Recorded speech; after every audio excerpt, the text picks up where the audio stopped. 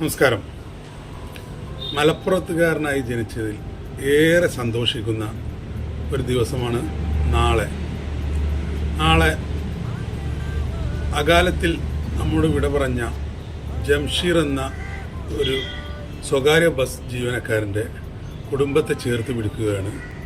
മലപ്പുറത്തെ 300ഓളം അല്ലെങ്കിൽ 300-ൽ പരം സ്വകാര്യ ബസ്സുകൾ അകാലത്തിൽ വിട്ടുവരുന്ന ജംഷീറിനെ കുറിച്ച് നമ്മളെല്ലാവരും വായിച്ചതാണ്. ഒരു ട്രാഫിക് കുരുക്ക് നിയന്ത്രിക്കുന്നതിനിടയിൽ വണ്ടിയിടിച്ച് മരിച്ച ജംഷീർ എന്ന ഒരു ബസ് കണ്ടക്ടറുടെ കുടുംബത്തെ ചേർത്ത് പിടിക്കുകയാണ് നാളെ മലപ്പുറം ജില്ലയിലെ 300-ൽ പരം സ്വകാര്യ ബസ്സുകൾ മാത്രമല്ല, അതിൽ ഓട്ടോറിക്ഷ ഉണ്ട്, അങ്ങനെ പല പല സംഭവങ്ങളുണ്ട്. അപ്പോൾ ഇത് മലപ്പുറം എല്ലാവർക്കും റോൾ മോഡലാണെന്ന് വീണ്ടും തെളിയിച്ചു തരികയാണ്. സ്നേഹത്തിൻ്റെ മുന്നിൽ മലപ്പുറം എല്ലാവർക്കും ഒരു റോൾ മോഡലാണ്. എല്ലാവരും കൂട്ടിപ്പിടിക്കുന്ന കാര്യത്തിൽ മലപ്പുറം എപ്പോഴും മുൻപന്തിയിലാണെന്ന് ഒന്നുകൂടെ അരക്കിട്ട് ഉറപ്പിക്കുന്ന ഒരു സംഭവമാണ് നാളെ. മലപ്പുറം ജില്ലയിലെ 330ഓളം അല്ലെങ്കിൽ 350-നോടടുത്ത സ്വകാര്യ ബസ്സുകൾ, അതായത് അതിലെ ഡ്രൈവർ, കണ്ടക്ടർ, ജോലിക്കാരടക്കം അവരെ വേതനം നാളെ ജംഷീറിൻ്റെ കുടുംബത്തിന്, വാടക വീട്ടിൽ കഴിയുന്ന ജംഷീറിൻ്റെ കുടുംബത്തിന് ഒരു വീട് വെക്കാൻ വേണ്ടിയാണ് ഇങ്ങനെയുള്ളൊരു കാരുണ്യ ഓട്ടം നാളെ എന്ന് പറഞ്ഞാൽ തിങ്കളാഴ്ച രാവിലെ മുതൽ ഓടുകയാണ്.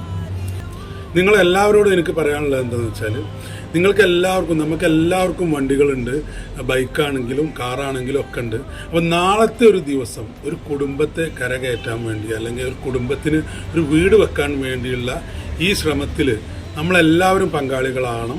നമുക്ക് വണ്ടിയുള്ള ആളുകൾ നാളെ ഒരു ദിവസം ഈ വണ്ടിയിൽ കാര്യങ്ങൾ സഹകരിച്ച് അവർ ഒരു ബക്കറ്റ് വെച്ചിട്ടുണ്ടാവും.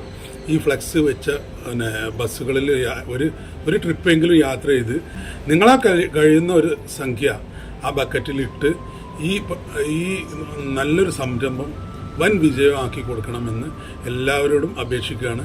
ഇത് മലപ്പുറം ജില്ലയിലെ എല്ലാ ഭാഗങ്ങളും, നിലമ്പൂർ, വണ്ടൂർ, മലപ്പുറം, പെരിന്തൽമണ്ണ, കോട്ടക്കൽ, പരപ്പനങ്ങാടി, എല്ലാ ഏരിയയിലും, മലപ്പുറത്തിൻ്റെ എല്ലാ ഏരിയയിലുള്ള സ്വകാര്യ ബസ്സുകളാണ്. ഈ സ്വകാര്യ ബസ്സുകളുടെ ഓണർമാരാണ് ഇതിന് മുൻകൈയെടുത്ത് മുന്നോട്ട് വന്നിട്ടുള്ളത്.